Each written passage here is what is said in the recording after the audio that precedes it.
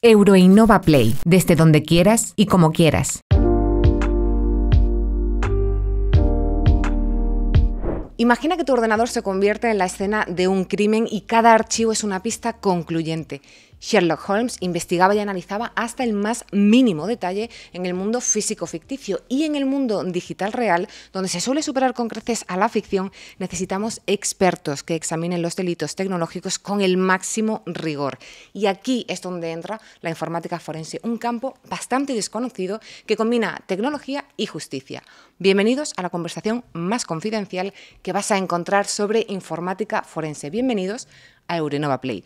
Con nosotros está Cristina Muñoz Aycuens, directora de Digital Forensic de Grant Thornton. Cristina es ingeniera técnica en informática de gestión y una de las top 100 mujeres líderes en España en 2021, con más de 18 años de experiencia en análisis forense y prevención del fraude. Ha sido reconocida como Future Leader en la lista Who's Who Legal Investigations en los años 2021, 22, 23 y 24. Hoy vamos a conocer y entender los misterios de la informática forense contigo, Cristina. ¿Cómo estás? Bienvenida. Gracias por venir. ¿Cómo estás? ¿Qué tal? Todo muy bien. Muchísimas gracias por contar conmigo para hoy y estar aquí con vosotros. Somos súper privilegiados de tenerte porque menuda trayectoria, experiencia y trabajo tan alucinante que tienes. Es interesante, la verdad. Es algo que me encanta porque es cada día una cosa diferente, ¿no? Y te hace crecer en todos los sentidos. Así que sí. Nos lo vas a desgranar para que lo entendamos bien, pero estábamos hablando el otro día y ciertamente es muy diferente, y yo te hice la analogía, bueno, pues con Sherlock Holmes o con cualquier otro detective, que claro tú me decías, parece que es siempre como lo mismo, métodos o procedimientos, pero cada caso es diferente. Sí, así es, porque es cierto que, bueno, que al final tienes una base y tienes que tener una metodología para llevar a cabo cualquier análisis de informática forense, pero claro, cada caso es un mundo totalmente diferente, cada proyecto es con unos sistemas diferentes, con unas personas involucradas diferentes o incluso en magnitud, ¿no? Y al final, pues eso es lo bueno, ¿no? Que cada día aprendes algo nuevo y tienes que seguir investigando, ¿no? Que es al final lo que nos gusta a los forenses. Claro, es que sois ahí detective. Bueno, vamos. Primero, antes de todo, te voy a hacer como varias preguntas para adentrarnos. El primero es, ¿cómo fue que se cruzó en tu camino la informática forense y dijiste, yo quiero hacer esto? A ver, la realidad es que yo desde que he sido bien pequeñita, empecemos desde que era muy pequeñita. Cuando yo tenía 7 años, mi padre es arquitecto y él hacía los planos a mano. Entonces hubo un momento que empezaron a salir los ordenadores, pues todo esto por el 89 o por ahí, o sea que imaginaros.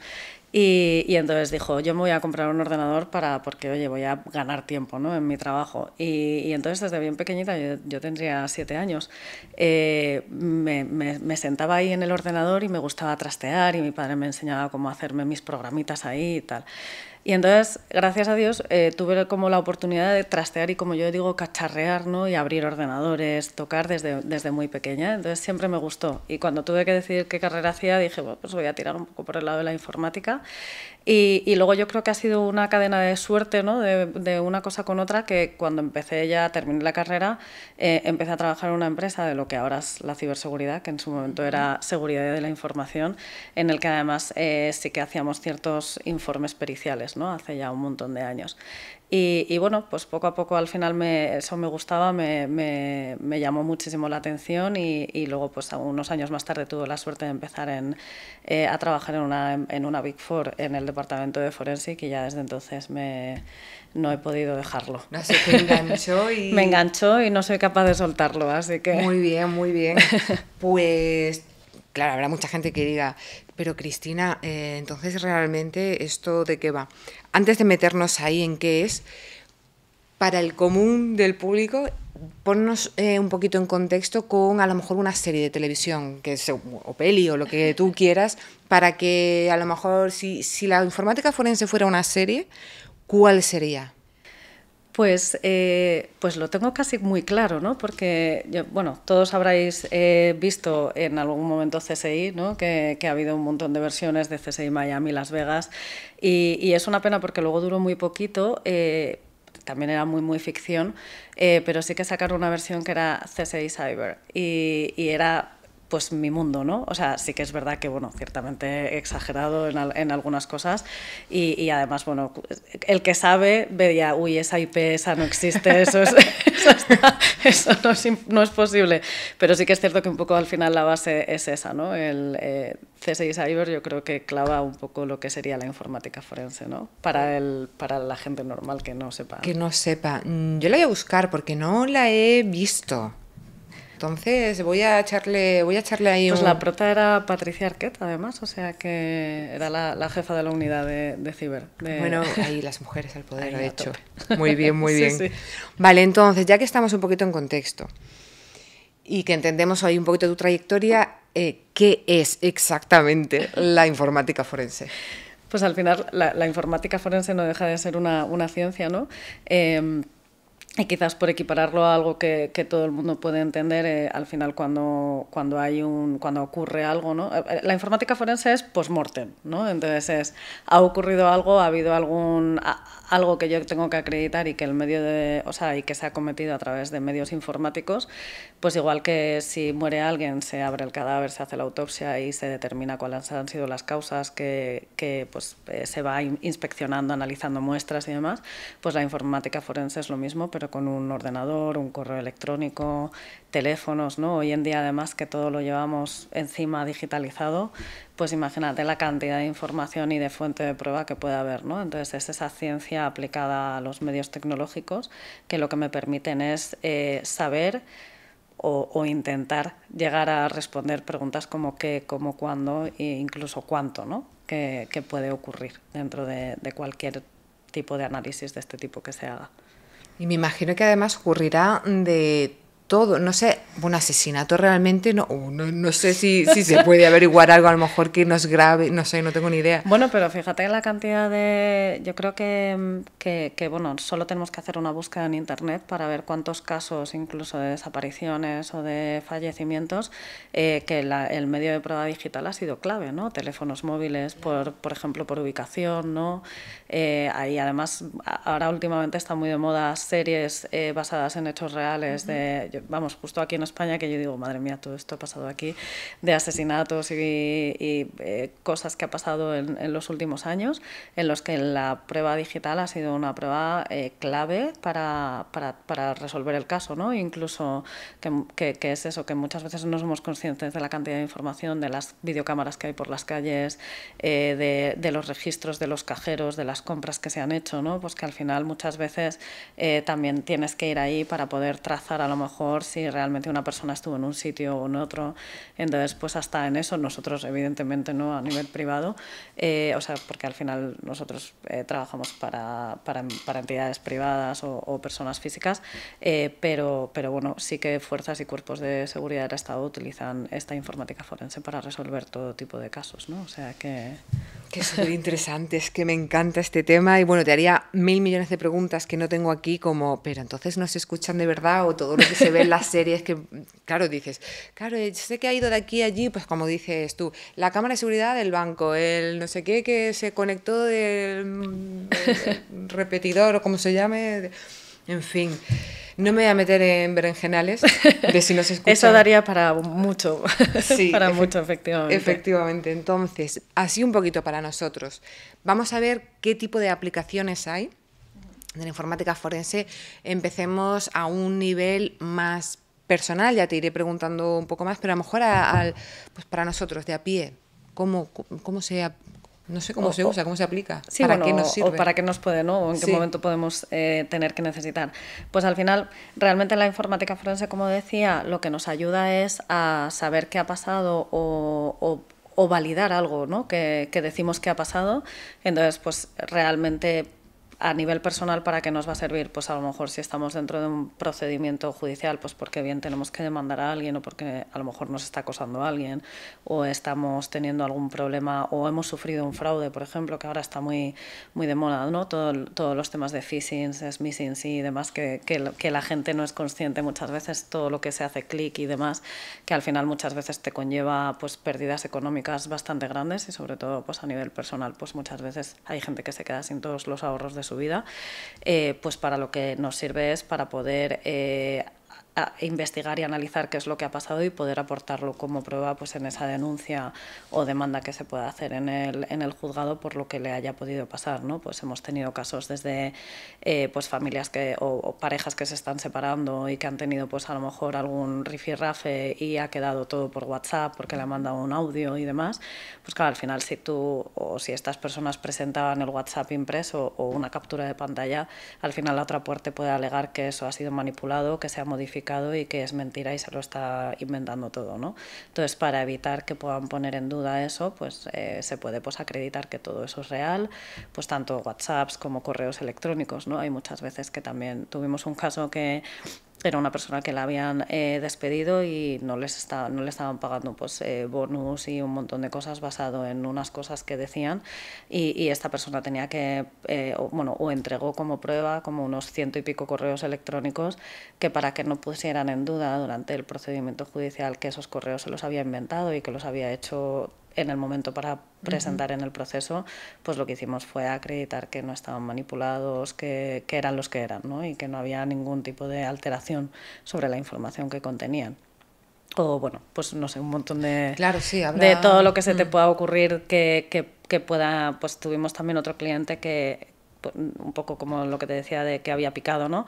Le habían llamado para un tema de criptomonedas en el que le decían, oye, mira, nosotros te ayudamos a hacer las inversiones, déjanos que entremos en tu ordenador vía escritorio remoto, nosotros te ayudamos a configurar tal, no sé qué, y entonces de repente, pues claro, al final por una parte le dio acceso libre al equipo y a todo, pero bueno, al final determinar de alguna forma pues cómo había ocurrido y demás, porque al final se había quedado, pues no sé si en este caso tampoco era mucho dinero, a mí me quitan lo que le quitaron a este hombre y a mí me dejan, o sea, me rompen, ¿no? Pero bueno, eran miles de euros, pero tampoco era una cosa, una barbaridad, pero claro, al final para una persona pues pues puede hacer que te vayas a la bancarrota, ¿no? Y que no puedas ni pagar tu casa o la comida de final de mes, ¿no? Entonces, bueno, pues y así, bueno, habría tantos miles de casos, ¿no? Pero bueno, para que de hecho, aquí te quiero hacer un pequeño inciso, porque, por ejemplo, en este caso en concreto que nos dices, que tú le das ese permiso y ese acceso a alguien para que se conecte en tu ordenador, te configure y te robe hasta el último céntimo. En este caso, claro, acudimos a ti, a un informático forense, ¿Y cómo decimos que sí, que le he dado, bueno, que es que le has dado permiso ya, pero...? Claro, se le ha dado permiso. A ver, ahí sí que entraría un poco más la parte, los abogados que contratará a esta persona, porque al final sí que, de hecho, nosotros trabajamos muy de mano a mano con las direcciones letradas de los casos en los que trabajamos, porque al final tienes que ir un poco en línea con la estrategia, ¿no?, que vaya a llevar. Entonces, dependiendo de cómo haya sido la estafa, a lo mejor lo que hay que determinar aquí, y a lo mejor no solo que efectivamente se ha conectado y que ha hecho uso de las claves, sino toda la parte previa de los correos electrónicos que le han mandado, las llamadas que ha recibido, y acreditar que realmente ha sido engañado y que todo eso era fraudulento y que a lo mejor esos correos electrónicos no venían de donde decían venir, que igual se habían modificado ciertos parámetros para que apareciera una cosa que luego era otra, ¿no? Entonces, eso, pues, sí, se puede... Eso... Fíjate, se puede. Madre mía, qué miedo. Muchas veces, y de hecho, bueno, todos los correos electrónicos que son más de phishing, que además cada vez son más sofisticados, es algo que va creciendo y es una cosa exponencial, y más ahora con todo lo que es inteligencia artificial y demás, que cada vez son más perfectos, que hay veces que hasta te cuesta decir esto es bueno o es malo o qué, pues al final se puede, pero efectivamente sí que se puede hacer que aparezca un nombre pero que realmente sea otro, o que incluso ni siquiera exista esa dirección desde la que se envíe y demás, ¿no? O sea que, pero bueno, se puede analizar por detrás para sacar información. Qué bien que os tengamos a vosotros, porque claro, en fin. Y la última pregunta, ya pasamos al nivel corporativo, bueno, que también se podría aplicar, pero una conversación que yo no he grabado, sé que se le puede grabar y tal, ¿eso ¿hay forma de recuperar? Tú me llamas a mí y ahí ninguna de las dos lo graba. ¿Hay forma de recuperar esa...? O de tú de tener acceso a...? Pero lo tiene que haber grabado alguien. O sea, tiene que haber sido grabada. Si no ha sido grabada... Sí, a no ser que sean conversaciones por IP, o sea, por voz IP, que esas al final si hay alguien que puede interceptarla, esto es sofisticado, ¿eh? ¿No?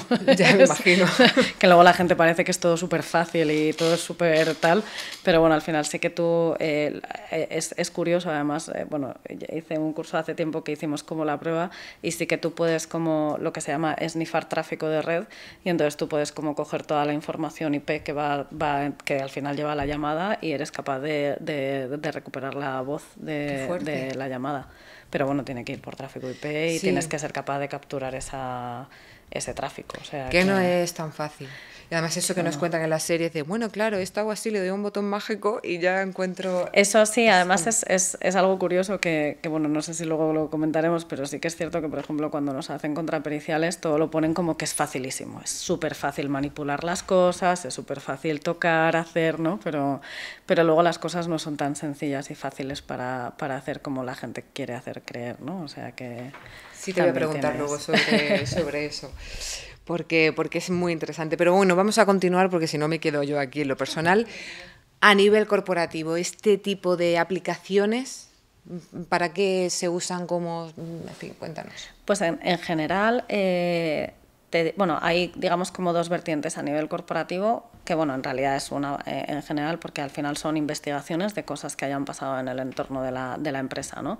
Lo que pasa es que sí que es cierto que digamos tendríamos como dos tipos de entradas para hacer, o dos tipos de investigaciones diferentes, que tendríamos lo que serían investigaciones relativas a ciberataques y demás, ¿no? Es decir, pues he tenido una estafa del CEO o un phishing que ha hecho que me roben las credenciales, o a lo mejor o a lo mejor todo eso ha derivado encima en que me han instalado un ransomware, que me han copiado la información y entonces luego me están intentando vender que, o sea, para poder devolverme mis sistemas, pues que tengo que pagar un rescate o algo similar, ¿no? Entonces, pues estaría todo ese tipo de investigaciones que al final es un poco para ver qué es lo que ha pasado, que al final llegas hasta donde llegas, porque muchas veces llegas a una dirección virtual, una dirección IP y es lo que hay, pero bueno, por lo menos eso sirve para, pues a lo mejor para poder presentar ese informe en el seguro o para poder presentar una demanda en Fuerzas y Cuerpos, ¿no?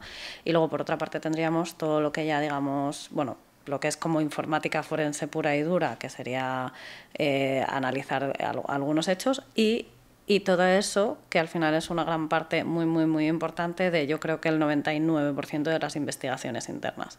Es decir, me ha pasado algo bien con un empleado, bien con un proveedor o algo dentro de la empresa y yo necesito poder investigarlo. Y al final aquí la fuente de información principal normalmente en las investigaciones es todo lo que sería la prueba digital, ¿no? La evidencia digital. Y entonces, bueno, pues al final es algo que es muy importante y te diría que ya no hay investigación que no tenga esta parte o este componente técnico, ¿no? Porque la gente al final no se da cuenta, pero hace todo pues en los ordenadores, en los teléfonos, a través del correo electrónico. La gente se relaja además y no se da cuenta de toda la información que va dejando dentro de los sistemas. La huella digital es... sí. Sí, a veces me da miedo, pero yo digo, ya está, sí, yo tampoco tengo nada que esconder, pero... Bueno, eso digo, no soy tan importante como para que me estén cotilleando yo creo que mis intereses no. Pero bueno, habrá gente que diga, Dios, entonces, según me está contando Cristina, mi empresa me puede investigar, o sea, las empresas investigan, o cómo se hace, o por qué llega una empresa, voy a investigar a mis empleados, en qué situaciones, o pues, para qué motivo. A ver, realmente... Tiene que haber una razón para que te puedan investigar. Eso. O sea, no puede coger la empresa y decidir, oye, pues yo voy a coger y me voy a poner aquí a investigar a mis empleados, pues porque hoy me ha levantado pues con esas ganas, ¿no? Entonces, normalmente suele haber o bien algún sistema de alertas, ¿no? En el que muchas veces lo que tienen las empresas son sistemas de monitorización y se definen patrones de posibles fraudes, por ejemplo, y entonces si hay alguna alerta en ese sentido, pues a lo mejor ahí se coge y se investiga. Y luego, bueno, una de las cosas que ya lleva varios años y que cada vez es más común son los canales de denuncias, ¿no? Y pues un poco por los códigos éticos y demás. Y luego también un poco derivado de la modificación del Código Penal que hubo hace unos años en el que la empresa tenía responsabilidad penal como persona jurídica, que eso es también importante. Si se comete un delito en el seno de la empresa y no has puesto los controles suficientes, la empresa puede ser penada. O sea, puede tener una pena, no de cárcel, porque no puedes meter a la empresa de cárcel, pero, por ejemplo, lo que sí que hay es pena de muerte, porque te pueden condenar a la disolución de la empresa. Anda. Entonces, claro, al final, una de las cosas que se empezó a poner, bueno, que se empezó a incrementar bastante, porque existían, pero no lo tenía todo el mundo, eran los canales de denuncias. Entonces, en los canales de denuncias, pues la gente, alguien que a lo mejor vea que su compañero está robando, o que está en connivencia con un proveedor, o que está haciendo alguna irregularidad, pues pueden poner denuncias en esos canales y entonces, bueno, pues es uno de los puntos de inicio por los que se inician las investigaciones. Y luego hay otra parte quizás que también no tiene que ser por una denuncia o por una alerta, sino que a lo mejor, imagínate, que además hay muchísimos casos de se va toda mi cúpula directiva y se van a montar otra empresa. Y entonces, claro, ahí al final hay muchos temas de competencia desleal, porque a lo mejor han estado trabajando para la otra empresa estando en la tuya, se han llevado información, listados de clientes, ¿no? Cierta o sea, que no todo es robar dinero, sino que también puede ser que te robe el know-how de la compañía, ¿no? Que al final es también importante, ¿no? O sea que... Una pregunta antes de seguir pasando. Los canales de difusión de denuncia, perdón, cada uno en su tema. Los canales de denuncia están dentro de la empresa. ¿O dónde están estos canales? Bueno, cada vez más, por ejemplo, nosotros tenemos en Gran Thornton nuestro canal de denuncias y realmente está abierto a todo el mundo. Lo que pasa es que tienes que saber cuál es la dirección, ¿no? Entonces, o sea, es una página web en la que tú puedes acceder y poner una denuncia. Entonces, normalmente hay gente que sí que los tiene en sus páginas web publicados como que tienen un canal de denuncias. Entonces, tú como proveedor incluso puedes poner una denuncia porque sabes que está viendo ahí algo raro. Imagínate... que en una empresa todo se adjudica por concurso, ¿no? Y tú sabes que tienes a otros 2 proveedores que hacen lo mismo que tú y que siempre se le da uno. Pues a lo mejor coges y dices, oye, que yo sé. O sea, ponen una denuncia de, oye, mira, a este proveedor se le está dando todos los proyectos porque es primo de el que está ahí dentro, ¿no? Entonces lo pueden poner desde fuera. Si tienen la dirección del canal de denuncias, ¿no? Y lo que pasa es que, bueno, normalmente suelen estar pues en las intranets de las compañías, o a lo mejor hay un enlace o lo que sea, o se envía una comunicación a todo el mundo, oye, tenéis el canal de denuncias a vuestra disposición para que podáis utilizarlo si veis algo o demás, ¿no? O sea, que es algo como interno. A ver, es algo... Depende de la compañía, puede ser interno, puede ser mixto, puede ser para ambas cosas, o sea que al final es... Porque, por ejemplo, mixto, en vuestro caso, bueno, lo puedo entender más a lo que os dedicáis, pero yo, por ejemplo, vamos, que no lo voy a hacer, pero yo veo algo raro y yo en mi empresa, ponte, y yo denuncio en tu canal, ¿o esto cómo va? No, tú tendrías que denunciar en el de tu empresa. Claro, por eso, cada empresa... O sea, cada por eso empresa digo, tiene el interno. suyo, sí, cada empresa tiene el suyo. Luego sí que hay en ciertas, por ejemplo, en Andalucía hay una asociación, ay, no me acuerdo ahora cómo se llama, pero bueno, hay una entidad que es contra el fraude para toda Andalucía, y entonces ahí tú puedes poner una denuncia, en principio sería para administraciones públicas, ¿no? Pero, por ejemplo, tú ahí, cualquier ciudadano que quiera puede coger y poner una denuncia en esta entidad que se dedica pues eso, al control y gestión del fraude en entidades públicas en la zona de Andalucía. Y ya lo último que te pregunto de los canales de denuncia, porque no sabía de la existencia, ¿qué validez tiene? Porque yo sé que si tú vas a la policía, denuncias y es como, ¿no? Ya está ahí como súper asentado. Pero en estos canales de denuncias, ¿qué tipo de...? O sea, en estos canales de denuncia tú puedes denunciar cualquier... O sea, normalmente las empresas pues tienen un código ético o unos procedimientos que se tienen que seguir y al final tú te tienes que adherir a esos, ¿no? A esos tanto códigos éticos como procedimientos o formas de actuación, ¿no? Entonces, al final, normalmente pues se establecen una serie de cosas la gente en general yo creo que denuncia lo que entiende que es algo que es irregular, ¿no?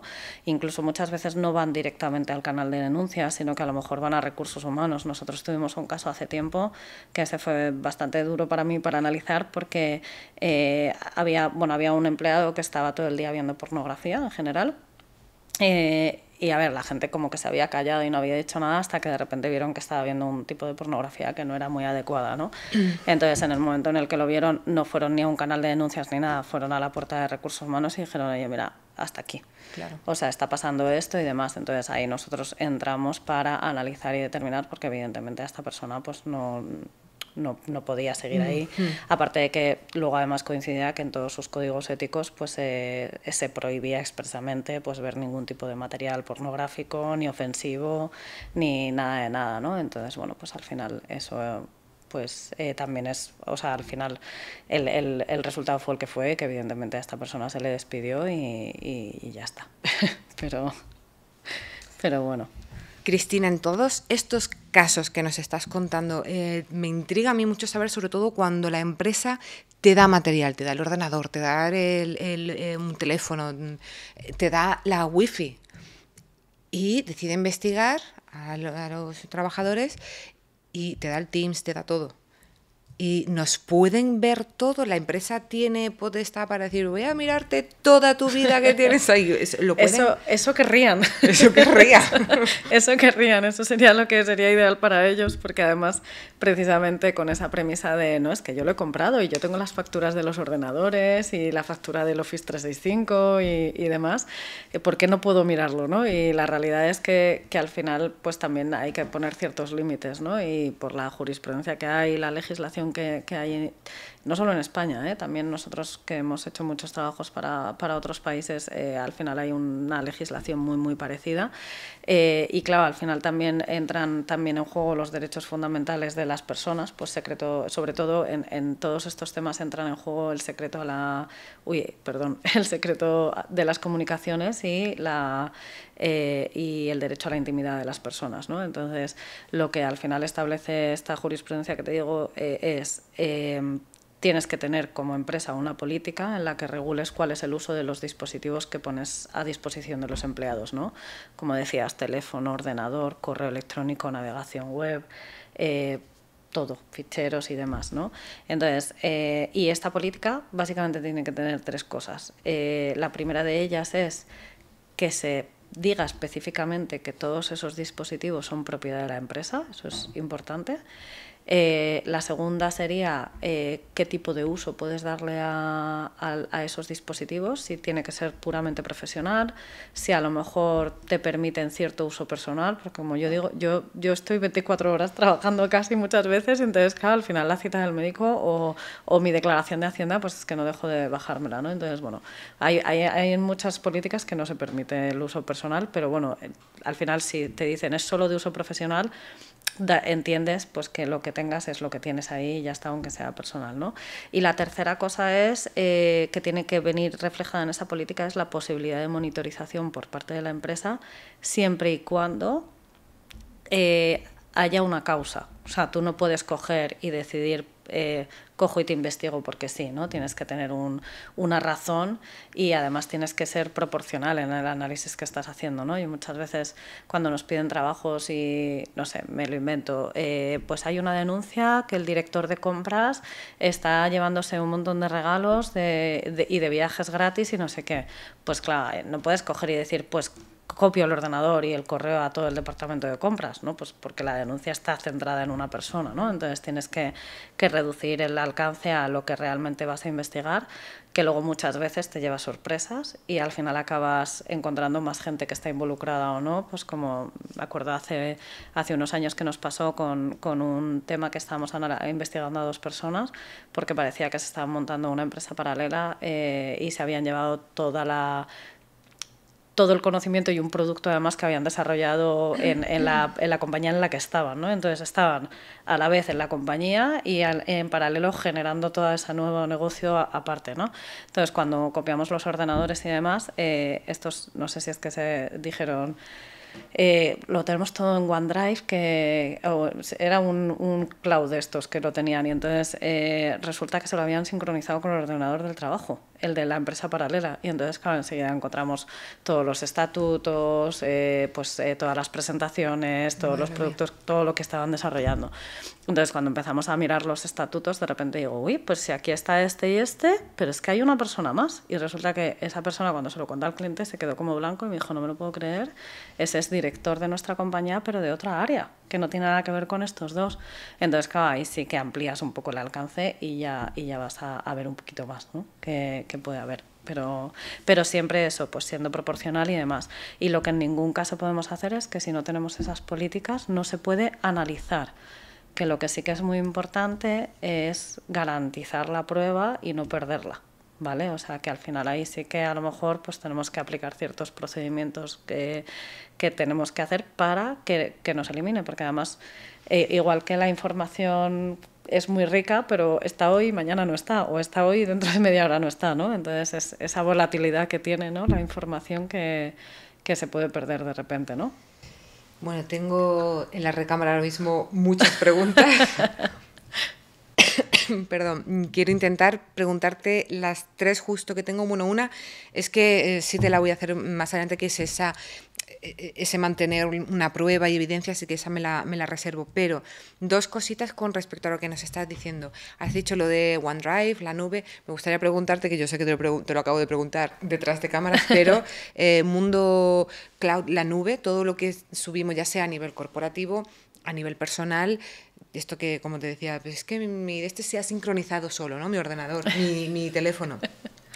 ¿Puedo borrarlo? ¿Se va a quedar en la nube para siempre, forever and ever, así para todo? Para siempre no se va a quedar.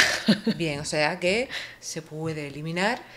Hasta cierto punto, ¿no? Y además lo que no es consciente la gente es que al final muchas cosas que se sincronizan con el ordenador, en el ordenador sí que quedan, ¿no? Igual que a lo mejor en nube hay parte que no vamos a ser capaces de recuperar, pero en los equipos sí.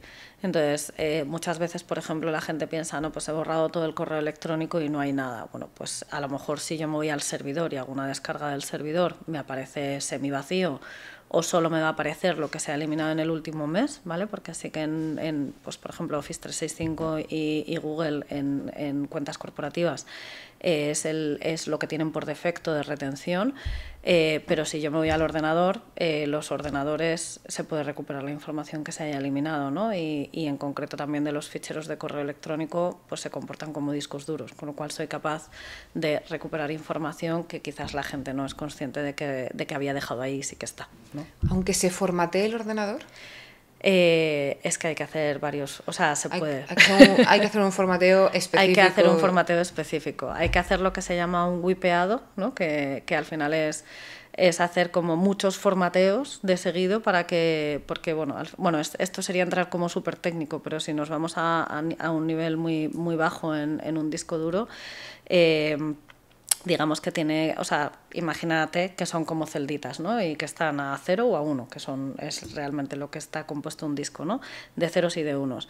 Entonces, aunque yo lo formate, como son electromagnéticos, supongo que los nuevos discos que son como o sea, yo creo que en esos ya no, pero los que eran mecánicos sí.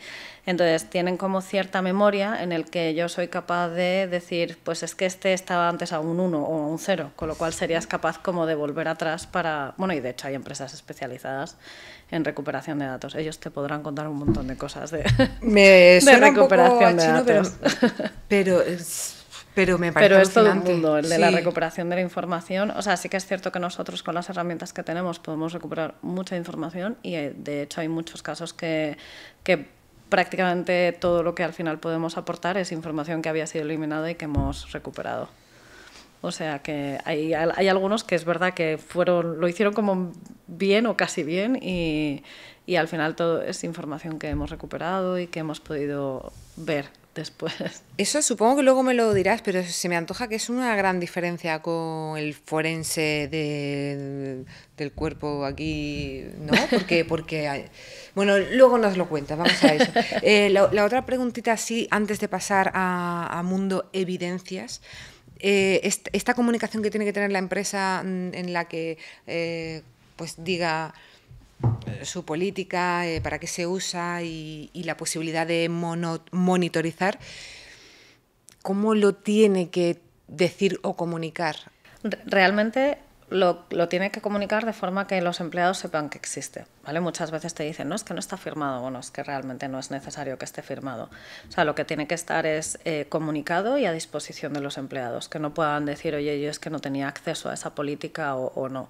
Entonces, ahí la gente hace de muchas formas. Yo creo que una de las mejores formas que hay en todos los ordenadores, tú puedes, en todas las empresas, tú puedes configurar para que te salga un cartelito cuando entras en tu ordenador. Entonces, muchas empresas, que yo creo que es como una gran idea, porque al final no puedes decir, oye, es que esto yo no lo sabía.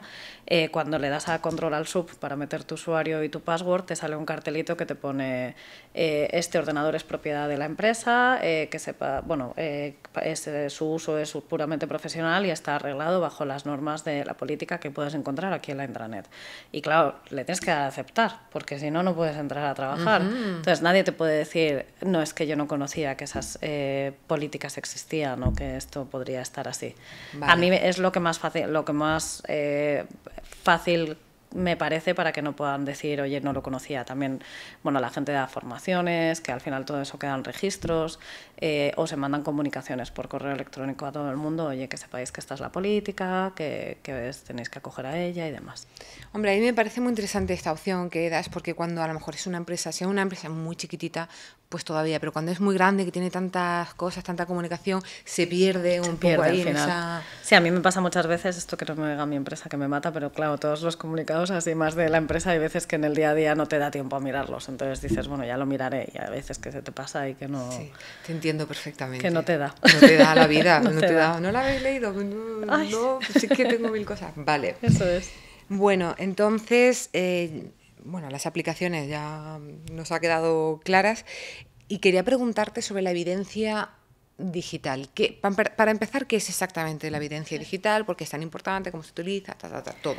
Pues realmente la evidencia digital es el concepto de, pues muchas veces la gente piensa, ¿es el ordenador o es el teléfono? Realmente la evidencia digital es la información que está contenida en todos esos dispositivos o en la nube, ¿vale? O sea, todo lo que sería pues esos mensajes o esos correos o esos documentos y sobre todo la característica específica que tiene para poder ser evidencia digital esa información es que puede ser útil que va a ser utilizado en un procedimiento judicial, ¿no? Entonces es de ahí un poco a que haya que aplicar ciertos procedimientos específicos porque al final va a ser presentado como prueba en un proceso, ¿no? Entonces tienes que garantizar que eso es lo que es y no es otra cosa.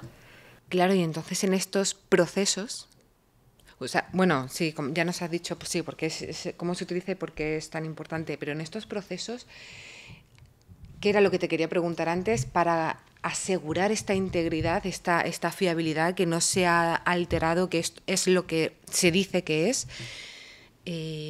¿Cómo se hace? ¿Hay algún tipo de etapa? A ver, existen metodologías, yo creo que comúnmente aceptadas, además a nivel mundial y por todas las fuerzas y cuerpos, da igual que sea de aquí de España, de Inglaterra o de Estados Unidos, y existen metodologías que se utilizan a nivel global, que yo creo que da igual que estés aquí o en la Conchinchina, que se utilizan los mismos métodos, ¿no? Y lo mismo digo, tanto a nivel civil como a nivel de fuerzas y cuerpos, ¿no? Entonces, al final tú tienes que garantizar no solo la integridad, sino también la cadena de custodia en todo el proceso de gestión de evidencias digitales. Y me refiero a desde la recolección o identificación y recolección y adquisición de toda la evidencia digital, hasta pasando por el análisis, que muchas veces se olvida la gente de que durante el análisis también tienes que tener determinadas precauciones y al final que quizás es lo más importante, es en esa emisión del informe, pues qué cautelas tienes que tener o qué tienes que poner en ese informe. Y luego, más importante quizás aún que el informe, es cuando tienes que ir a sede judicial a ratificar lo que tú has puesto en el informe. Entonces, bueno, pues al final existen diferentes fases, ¿no?, dentro de todo este proceso, que son las que me ayudan a garantizar pues cada uno de estos pasos, ¿no? Empezando un poco por esa adquisición, luego ya habría que hacer una fase en la que tú preparas, procesas, porque a diferencia de lo que quizás la gente se piensa, que a mí como que me hace gracia, que la gente se debe pensar que yo empiezo a conectar ordenadores y empezamos Windows, ¿no? Y empezamos a ir un poco carpeta por carpeta y nada que ver. Entonces al final tienes que preparar todo eso para ser capaz de aplicar técnicas realmente válidas para poder analizar todo eso, y luego evidentemente le tienes que dar tu inteligencia y análisis y un poco de coherencia y sentido común para luego poder llevarlo a ese informe. Y luego yo siempre pongo que estas serían como las fases realmente de la gestión de la evidencia digital, pero yo siempre pongo una fase previa que es un poco preparación de toda esa parte de la adquisición, ¿no? Porque La realidad que hoy en día pues hemos sufrido una transformación digital brutal, ya no todo es, antes todo eran discos duros con una conexión y entonces pues podíamos hacer todos los procedimientos de una forma. Ahora tienes, pues como decía, ¿no? La evidencia digital es la información, ¿no? Y la información está en cualquier parte, la tienes en la nube, la tienes en servidores de teras y teras de información que además están encendidos, que no puedes apagar, o sea que al final tienes que ser consciente de qué es lo que vas a ir a hacer, porque además todo el material que necesitas para poder hacer las adquisiciones forenses no es algo que compres en el Corte Inglés.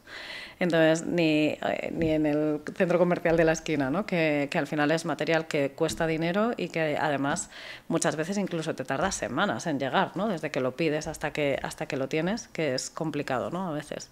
Pero bueno, al final es aplicar todos esos procedimientos en... Vale, de hecho te voy a preguntar luego al final un poco por ese mundo tiempos y todo lo que tardáis, pero se me antoja que ahora aquí en este proceso forense, donde o sea, en todas estas etapas que tenéis que asegurar la integridad, que claro, hablabas, sé que no es la palabra correcta de manipular, ya me dirás qué palabra es, pero claro, estos serían como las adquisiciones forenses, ahora nos dices exactamente qué es en esta cadena de custodia, que ya llegaremos también a la cadena de custodia, pero ¿cómo se hacen? ¿O qué son? ¿Cómo se realizan estas las adquisiciones? Es que no sé si hablo con propiedad yo. No, está bien. A ver, lo primero que tenemos que hacer cuando tenemos una investigación, recuerda que te decía, primero es focalizar y ver cuál es nuestro alcance, ¿no? Es decir, si yo sé que quiero investigar, que hay un, no sé, que quiero investigar, pues lo que os decía de estas dos personas que se estaban montando una empresa paralela, que por unas alertas que habían recibido, pues tenían la sensación de que se estaban montando una empresa paralela, ¿no? Pues lo primero es decir, vale, pues, ¿qué es lo que voy a analizar? Pues los ordenadores y los correos electrónicos de estos dos señores, ¿vale? Los buzones de correo y los ordenadores. Entonces, una vez que yo tengo identificada qué información es, lo que tengo que hacer es garantizar la prueba, que es esa adquisición forense que tenemos que hacer de la prueba. Entonces, para poder hacer esa adquisición forense, aquí a mí me gusta mucho siempre nombrarlas. Hay unas guías de la policía de UK, de United Kingdom, que son las guías ACPO, que te dicen un poco como los principios básicos y cómo se debe llevar a cabo todo este procedimiento, ¿no? Y en estas guías ACPO te establece 3 premisas, ¿no? Y la primera de ellas es no modifiques, no toques, ojo con lo que tocas, ¿no? Porque al final es cierto que cualquier pequeña acción con un ordenador o con cualquier cosa, al final estás no manipulando, claro, alterando, ¿no? Alterando, claro. Digo, porque al final manipular parece que es que te estás inventando algo, ¿no? Y por eso a mí es una palabra que me cuesta al final meterla en este proceso. Manipular de mano. Claro, entonces esto es no toques y no modifiques la información, ¿no? Entonces aquí un poco por hacer una equivalencia con otro mundo que a lo mejor la gente puede tener más a mano, es pues cuando de repente entras en esta habitación y hay un cadáver, pues ¿qué hace la policía? Que lo vemos en todas las películas, ¿no? Pues se pone sus guantes, acordona para que no se mueva nada, para que no se toque nada, ¿no? Sus patucos. Sus patucos, efectivamente. Y incluso gorros, ¿no? Para que no se te caiga un pelo, ¿no? Pero pues aquí nos pasa un poco lo mismo. Nosotros tenemos que tratar el ordenador como si fuera una escena de un crimen y procurar que no haya nada que se modifique y que no vaya a haber nada diferente a cuando nos lo encontramos, ¿no? Entonces, para esto es muy importante pues todos estos cacharritos que te decía que no se compran en la tienda de ahí al lado, ¿no? Entonces, ahí, dependiendo de lo que sea, tendremos que utilizar o tanto aplicaciones forenses o cacharritos forenses, ¿no? Todo lo que se llama normalmente las clonadoras forenses o bloqueadores. También hay bloqueadores de escritura, que para eso necesitamos también utilizar aplicaciones, ¿no? Entonces, todo eso es como los guantes que utilizamos, ¿no? Porque lo que me permiten esas aplicaciones o sistemas operativos forenses o bloqueadores y clonadoras es que yo evito que nada se pueda modificar en esos dispositivos que voy a adquirir, ¿no? Y se llama adquisición porque lo que hago es que me llevo una copia exacta del 100% de ese dispositivo. O sea, lo que me copio son todos los ceros y unos que hay en ese dispositivo. O sea, toda esa información me la llevo y me la llevo de una forma en la que yo, o sea, lo que hago es que me lo replico y yo esa prueba la puedo replicar además tantas veces como quiera y podría validar en cualquier momento como, pues que estaba como estaba y que no había sufrido manipulación alguna, bueno, modificación alguna, ¿no? Entonces, también lo bueno que tienen todas estas aplicaciones o cacharritos forenses es que una vez que finalizo la adquisición forense, aparte de que me identifica todos los datos que necesito, porque en todos estos procesos sí que es muy importante recoger pues, números de serie, marcas, modelos, tamaños, si tenían algún error o no, si están cifrados, si no están cifrados. Pero bueno, mucha de esa información, todos esos de números de series y demás, me los recoge en un fichero de registro que me dice a qué hora se ha iniciado, a qué hora se ha acabado, todos esos modelos. Y luego otra cosa que me saca, que también es muy importante para garantizar esa integridad desde el momento, que esto es importante, desde el momento en el que yo genero la evidencia digital, es lo que se llama el código hash. El código hash realmente es el resultado de aplicar un algoritmo sobre un conjunto de datos. Entonces, es un algoritmo matemático, realmente aplica un algoritmo y me devuelve un resultado, que además este resultado está en, bueno, es un código hexadecimal, que normalmente el decimal es del 1 al 10, que es el, bueno, del 1 al 0, que es, bueno, del 1 al 9, perdona, del 0 al 9, que es el que todos conocemos y el que utilizamos, pero luego hay otras notaciones matemáticas bueno, de numeraciones, que en este caso es hexadecimal, que es del 0 al 9 y de la A a la F. Claro, es lo que me decías del DNI, ¿verdad? Eso es.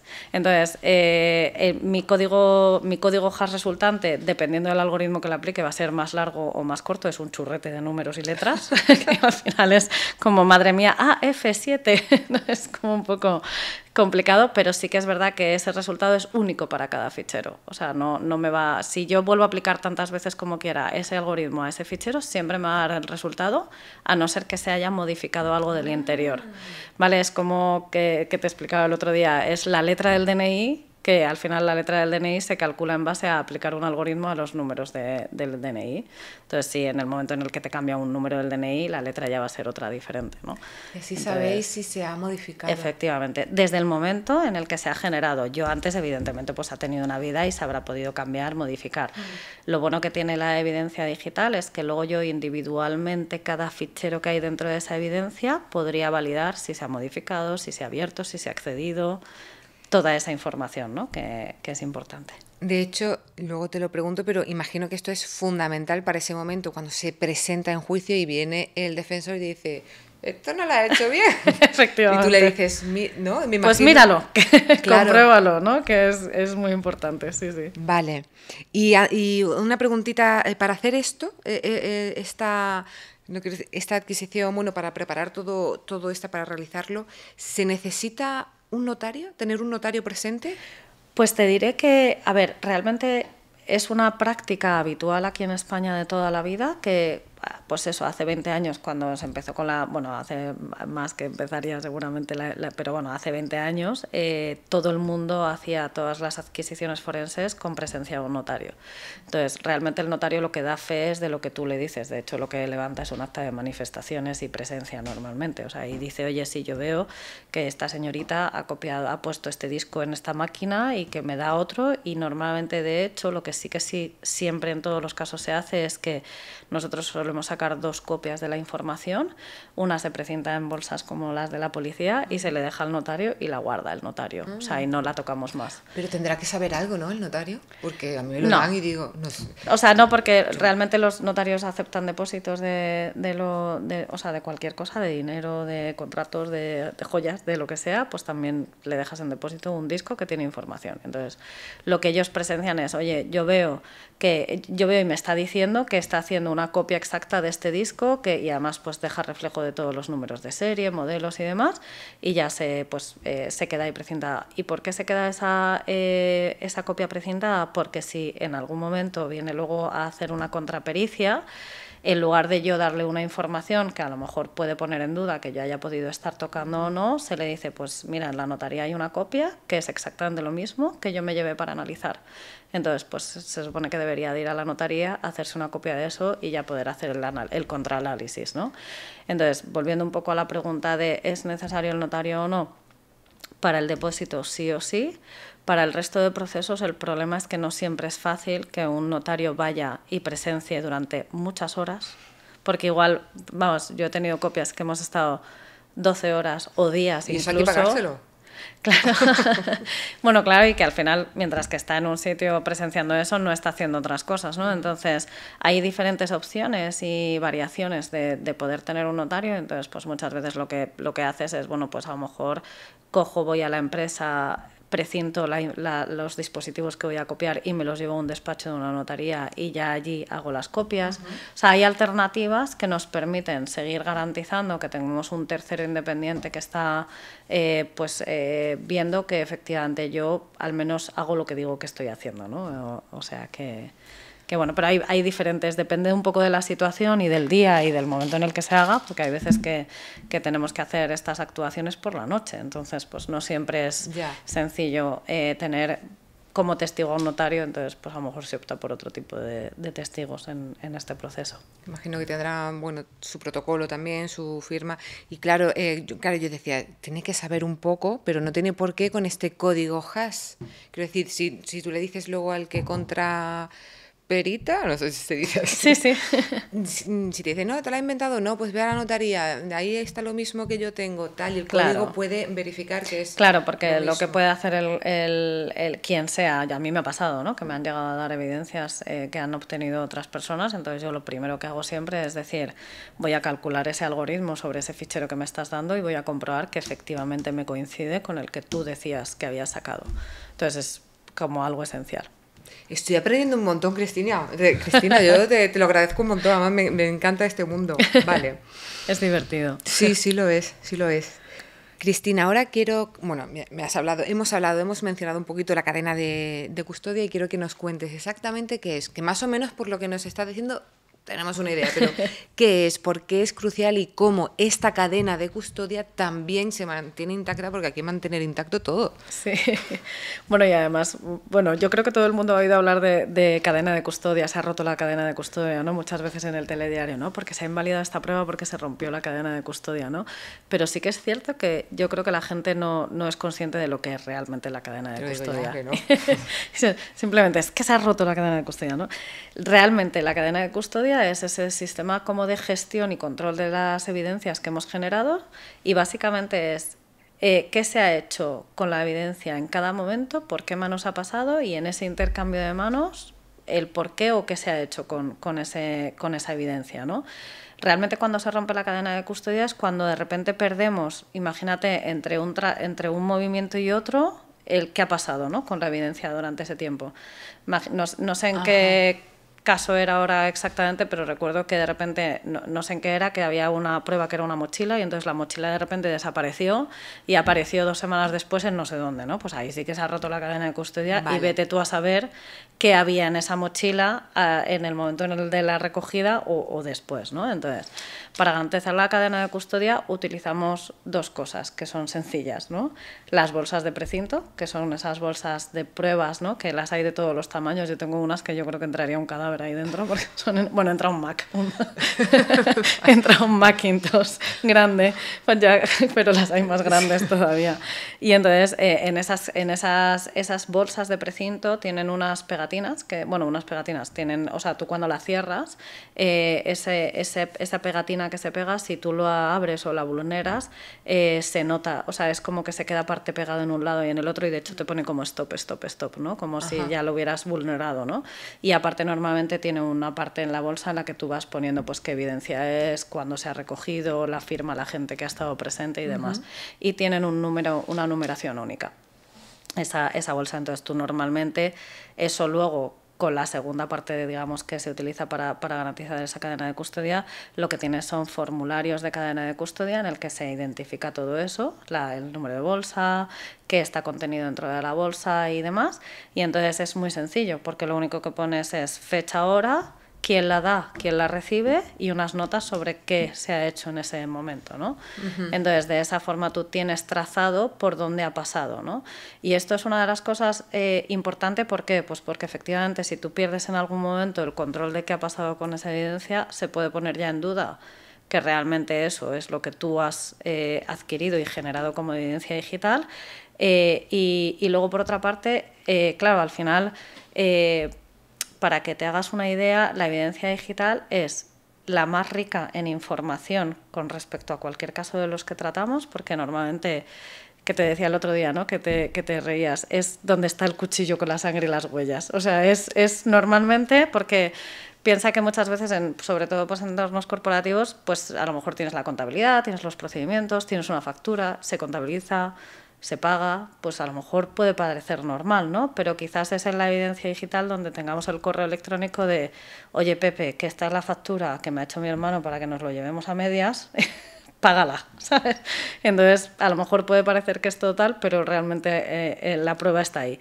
¿Qué pasa? Que si el contrario sabe que ahí está la prueba, lo que va a hacer es atacarla directamente, ¿no? Y la va a poner en duda, porque si no hay prueba, si no hay cuchillo, no hay culpable, no hay culpable, ¿no? Entonces, lo que se intenta normalmente hacer es atacar estas cosas, porque qué más fácil es que decir es que se ha roto la cadena de custodia y por lo tanto no me fío de la información que hay ahí y ya no lo analizo, ¿no? Es un poco... Entonces, de ahí la importancia a garantizar esa cadena de custodia y como te decía, no solo en la adquisición y en el traslado a tu laboratorio forense, sino hasta el final del todo, ¿no? Nosotros mantenemos esa cadena de custodia hasta que se destruye la evidencia digital, o sea, que podemos tener... Yo tengo cadenas de custodia desde hace 8 años que bueno, igual está ya el último movimiento es caja fuerte, ¿sabes? O sea, que tampoco es... Pero cuando se acaba... Se ha hecho el juicio, se ha dicho ya quién es el bueno y el malo. ¿La cadena de custodia sigue ahí? La cadena de custodia se mantiene de la evidencia digital que hemos generado. De hecho, nosotros lo que tenemos es un procedimiento que todos los años revisamos más o menos todo lo que tenemos en la caja fuerte, que yo creo que ya va a reventar de todo lo que tenemos allí. Y entonces lo que hacemos es, si sabemos que ha habido una sentencia en firme o bien que ha habido una sentencia en firme o bien que han llegado a un acuerdo y por lo tanto ya eso no va a seguir adelante el procedimiento, o bien que no hubo nada o no se identificó nada y por lo tanto se cerró el tema y la compañía no ha tomado acciones ni nada de nada, y lo que hacemos es hablar con el cliente, oye, ¿qué quieres que hagamos con esto? ¿Te lo devolvemos porque en realidad es información suya o quieres que lo destruyamos de forma segura? Entonces, dependiendo de lo que nos diga, pues procedemos de una forma o de otra y eso se refleja en la cadena de custodia. Entonces tenemos todas las cadenas de custodias de lo que hay y de lo que ya no está y entonces está todo reflejado en esos documentos, ¿no? No, es que ya todo lo tenemos plasmado y registrado. Es importante. Sí. Madre mía. Vale. Me interesa que nos cuentes un poquito sobre este análisis que se hace y el tipo de herramientas que se utilizan en todo este proceso. Pues aquí es muy importante utilizar herramientas principalmente específicas de análisis forense, pero también nos podemos apoyar de otras herramientas que no son específicas de análisis forense y que nos pueden ayudar a agilizar ciertos procesos, ¿no? Pero bueno, ¿qué es lo que se hace? Para todo lo que sería más análisis documental, de correos electrónicos y demás, una de las cosas que también es muy importante, también para no invadir ningún tipo de derecho fundamental, es utilizar herramientas forenses, que lo que nos hacen es que nos permiten analizar la información contenida en la evidencia digital que hemos adquirido de una forma, como diría, no prospectiva, ¿no? Que es decir, no me meto en el C de cada uno de los ordenadores y voy mirando, sino lo que me permiten estas herramientas es que realmente yo lo meto todo, es una coctelera, y meto todos los ordenadores, teléfonos, buzones de correo electrónico, la nube que me he descargado y demás, y entonces esas herramientas forenses lo que me hace es que me generan una única base de datos con todas las palabras que están contenidas en todos esos ficheros, o sea, en toda esa evidencia digital que yo he adquirido. Da igual que sea en el contenido, que en el nombre, que en los metadatos asociados a los ficheros, que son esas características que acompañan a cada fichero, ¿no? Fechas de creación, modificación, o autores, ¿vale? Toda esa información asociada. Entonces, lo que me permiten... y luego estas herramientas, otra cosa que me permiten es esa recuperación de información eliminada, recuperación tanto de ficheros parciales como no, de cachés de navegación y demás, ¿no? Entonces, todo esto lo que me permite es poder hacer búsquedas ciegas sobre las cosas que yo investigando, que estoy investigando, y que esto es muy importante, porque lo primero que yo tengo que hacer cuando empiezo un tipo de investigación de estos es definir esa estrategia de búsqueda, ¿vale? Es decir, yo tengo que ver qué es lo que estoy investigando. Nosotros esto lo enlazamos también con lo que llamamos procedimientos de Corporate Intelligence, que esto es toda la información que está en fuentes abiertas, que podemos acceder y que está accesible a cualquiera, ¿no? Entonces, lo que se hace es un pequeño análisis de vinculaciones, ¿no? Por ejemplo, pues si hay una persona que estamos investigando, a ver si tiene algún cargo en alguna sociedad, o incluso si su pareja, mujer o hijos tienen cargos en sociedades. Y entonces, toda esa información la utilizamos también para definir qué análisis vamos a hacer, ¿no? Entonces, lo que se definen son periodos, palabras, concatenación de términos, ¿no? Que lo que nos hacen es reducen los millones y millones de elementos que imagina que pueden salir en esa coctelera a lo mejor 200 resultados, ¿no? Entonces esos son los resultados que se analizan. ¿Esta es la búsqueda ciega? Estas son las búsquedas ciegas. Claro, porque lo que haces es tú, sin saber qué es lo que hay, que bueno, para poder también hacer las búsquedas ciegas también hay un proceso que hacemos antes de poder empezar el análisis, que es identificar texto en aquello que no lo tiene. Entonces, que serían sobre todo imágenes y ficheros PDF, porque a lo mejor yo he cogido papeles y los he escaneado, en realidad están como una foto, no tienen el texto buscable, ¿no? Por decirlo de alguna forma. O a lo mejor, que muchas veces nos ha pasado, se han hecho una foto a un contrato y se lo han enviado por WhatsApp o por correo electrónico, entonces eso realmente es una foto, no tiene texto. Entonces lo que hacemos es pasamos esos procedimientos de reconocimiento óptico de caracteres para que nos lo incluyan en la base de datos. Entonces es búsqueda ciega porque yo, sin saber qué es lo que hay, porque yo no voy a una carpeta en concreto, sino que lo que hago es decir, búscame, pues mira, en el caso de estos dos chicos que te decía que investigamos, sabíamos el nombre de la empresa a la que se habían creado por este análisis que habíamos hecho y demás, ¿no? Entonces lo que hicimos fue buscar la palabra de la empresa. Entonces automáticamente pues nos salieron, no sé si eran 150 o 200 resultados, pero claro, era el todo. Era como, también puedes tener falsos positivos y demás, pero bueno, al final también reduces de verdad de millones y millones de elementos que te salen a algo pequeñito. Y luego estas serían, digamos, como esas herramientas para ver más temas documentales y demás. Y luego hay herramientas específicas dependiendo del tipo de información que vayamos a analizar, ¿no? Por ejemplo, tenemos herramientas para lo que se llaman artifacts de Windows, que son los que te dan pues muchas cositas del ordenador, ¿no? Que, pues yo qué sé, el nombre que tenía el ordenador, las aplicaciones que tenían instaladas, que muchas veces sí que es relevante que podamos sacar eso. Entonces sí que es cierto que tú los puedes como mirar a mano, pero no hay tiempo. Entonces hay herramientas específicas que se lo das y te pasan eso, algo legible y demás, pues que USB se habían conectado, ¿no? Porque hay veces que es importante ver si se han llevado información o no.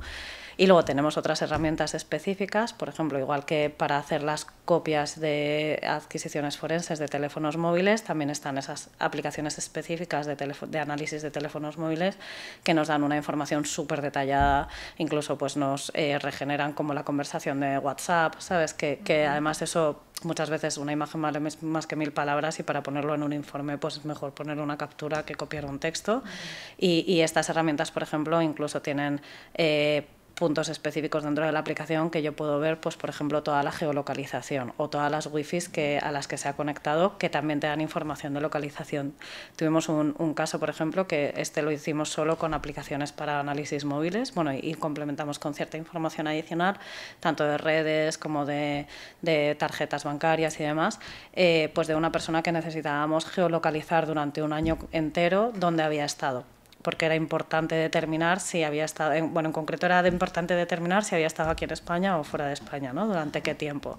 Entonces, lo que hicimos fue adquirir ese teléfono y con estas aplicaciones pudimos sacar toda la geolocalización, tanto por el propio teléfono como por otras cosas que tenía en el teléfono, e incluso lo que te digo, como se quedan registrados a qué wifi te has conectado, pues a lo mejor veíamos que tal día había estado conectado en la wifi del aeropuerto de Cancún, imagínate, ¿no? Entonces, bueno, pues al final le geolocalizas de alguna forma porque esa wifi te está diciendo que estaba conectada en ese momento en ese sitio, ¿no? Entonces, bueno, pues al final hay multitud de herramientas, la verdad, que te ayudan un montón a poder analizar y ver y llegar a un resultado, pero bueno, que insisto, también tienes que darle tu inteligencia y ponerlo todo darle sentido, ¿no? Y poder ver e identificar realmente lo que vale y lo que no vale. O sea que...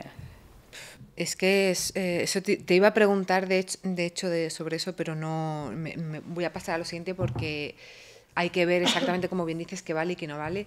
Y mientras pasamos a este contraperitaje que me interesa, sí que te quería preguntar sobre cuánto tiempo tardáis en meter o en meterse, porque no lo metéis vosotros directamente, sino que en esta coctelera toda esa información. Pues depende. Son 12 horas, pero es que puede... Es la gran...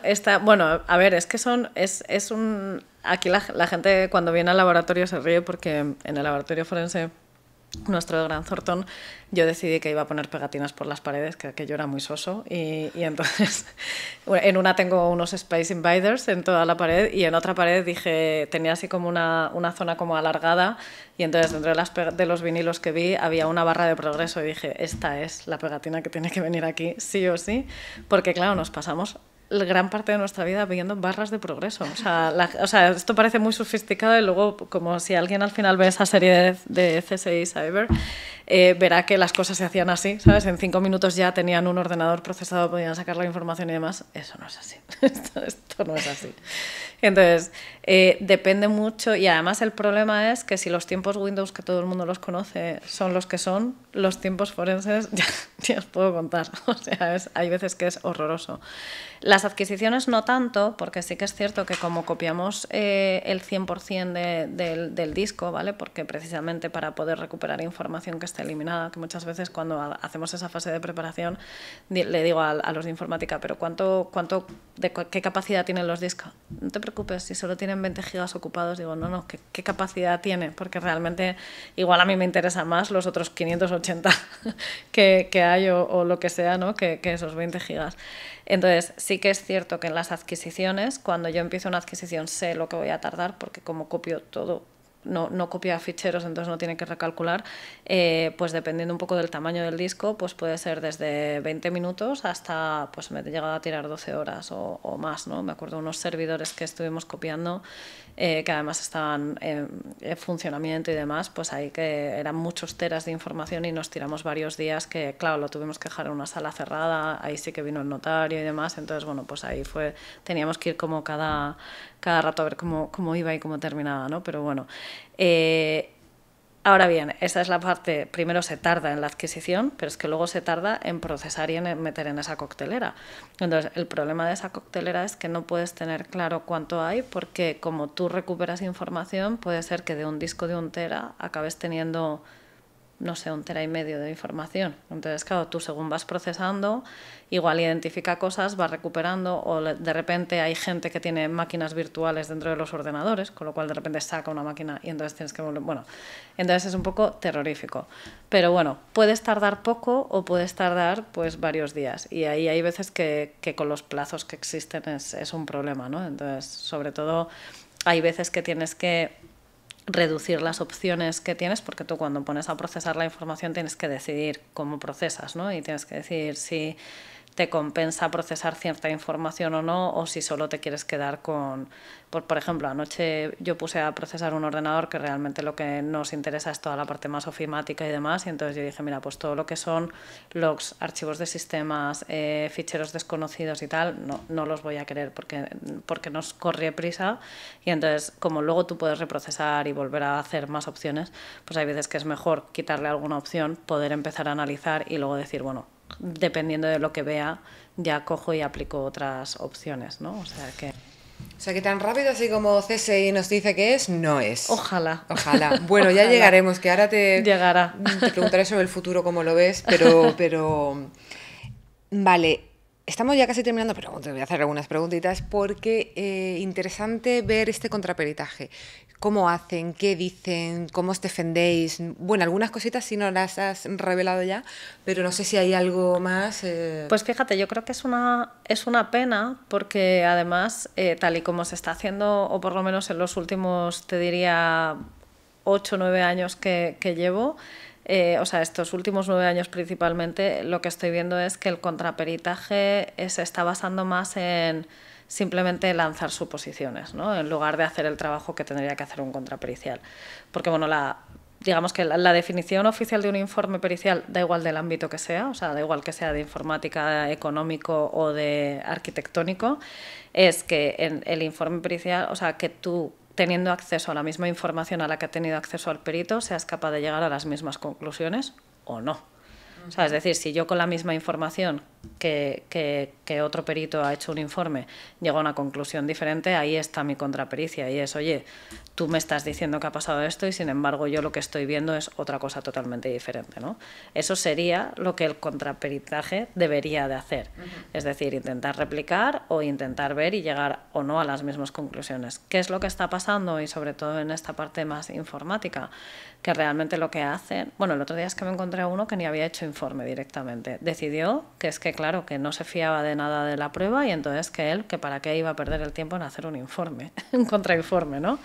Entonces, es una pena porque, pues, como te decía antes, la prueba, la evidencia digital es una de las más ricas, pero a la vez es una de las más débiles, porque al final, como los ceros y unos, la gente, quienes lo tienen que entender muchas veces no lo entienden, al final lo más fácil para la defensa es atacar pues esa integridad, esa cadena de custodia, esa posible manipulación y entonces, pues claro, al final te encuentras, además como que te duele un poco, ¿no? Porque te ponen como en duda el trabajo tuyo.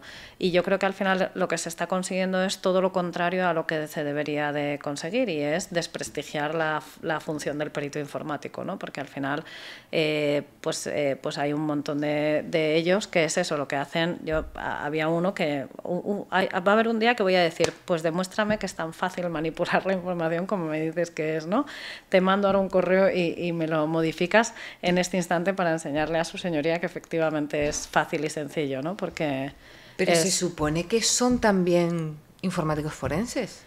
Eso digo yo, ¿no? Pero de verdad que hace poco hubo un informe que eran 23 páginas, que además encima se contradecía como entre ellos, pero era todo yo lo que la verdad, igual ya ahí me puse un poco borde, pero le dije, mira, perdona, esto es lo que entiendes que es el estado del arte de la informática forense, digo, porque es que ni siquiera tiene sentido ni pies ni cabeza lo que estás poniendo, digo, y es que además, no, porque me tocó hacer un careo, que eso es que te ponen dos peritos que tienen dos opiniones diferentes y entonces estás como discutiendo en el juzgado, que me parece como feísimo además. Sí. O sea, me parece como porque además es que te faltan como ya te cortan, estás hablando, ¿no? Y dices, bueno, por favor, déjame terminar de explicar lo que estoy explicando.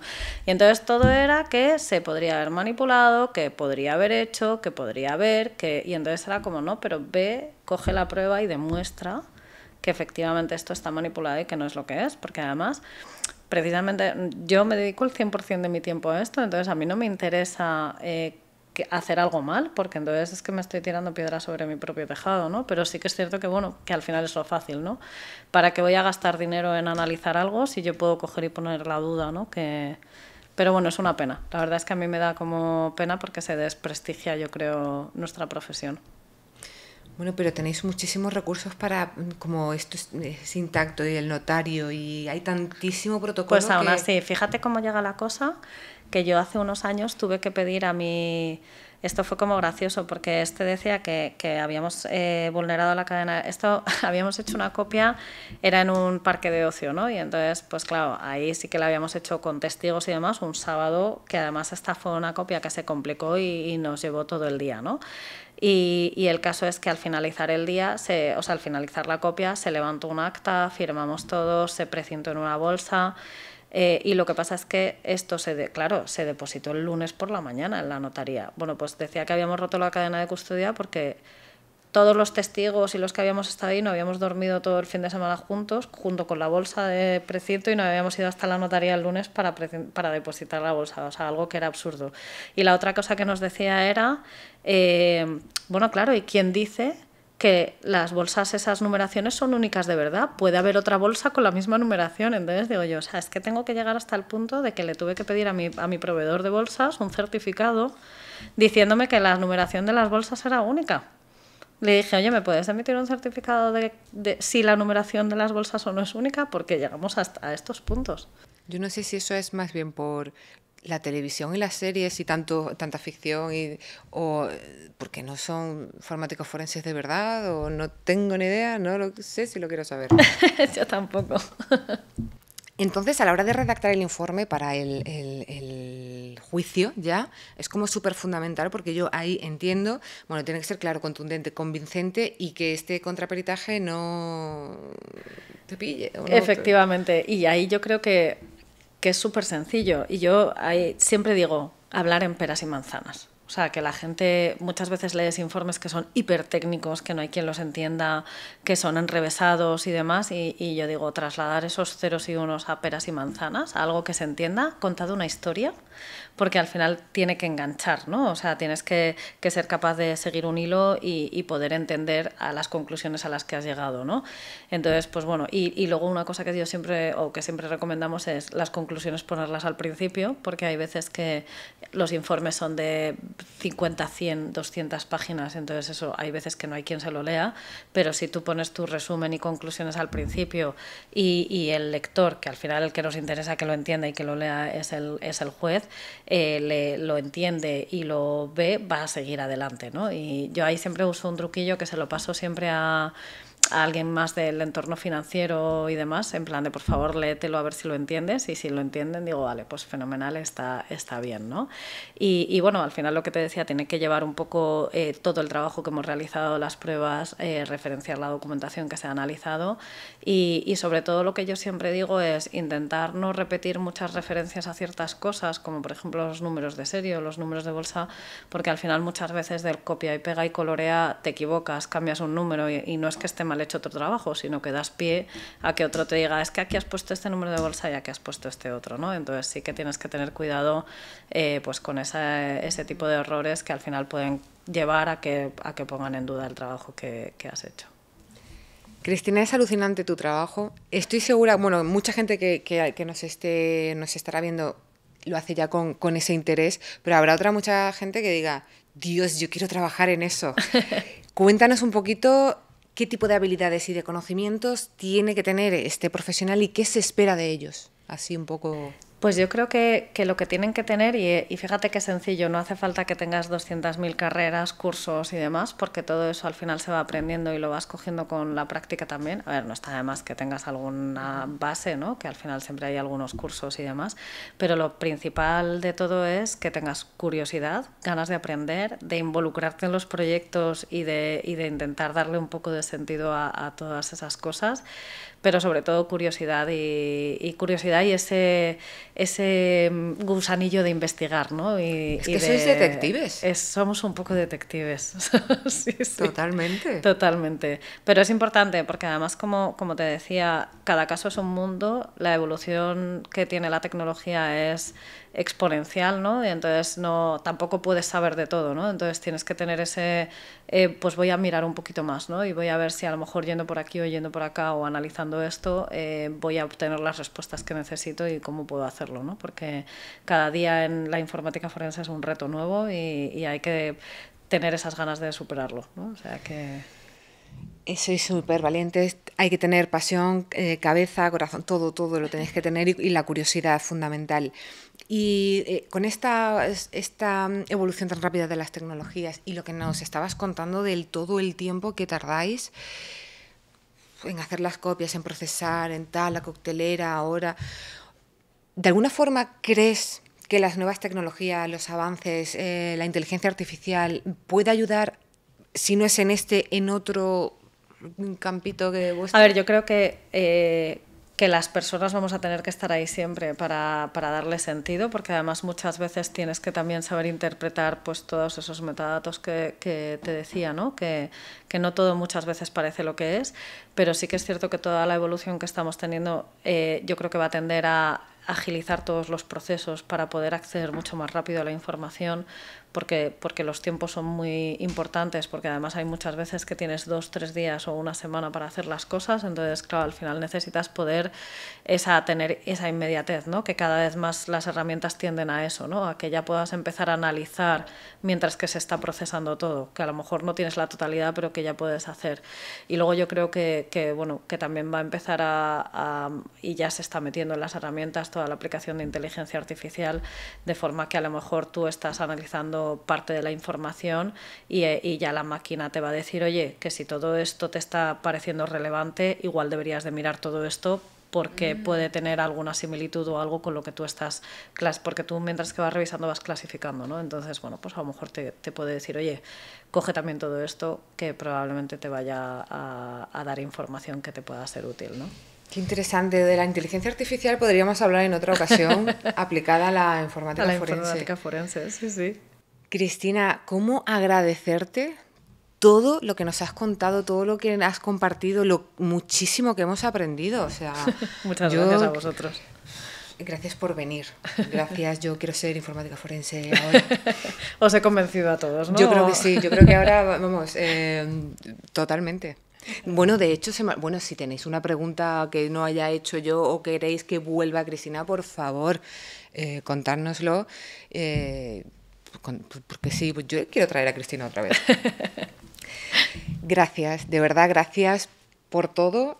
Y a vosotros también, gracias. Nos despedimos con pena, pero seguimos trabajando para ofreceros los mejores contenidos gracias a superexpertos como Cristina Muñoz iQuens. Seguiremos creando este espacio porque queremos que participes, que aprendas y que te diviertas. Elige Euroinnova, elige quien quieras ser. Gracias de nuevo, Cristina, por estar con nosotros. Muchas y como gracias. siempre, gracias a ti. Como siempre os digo, gracias por acompañarnos. Hasta la próxima.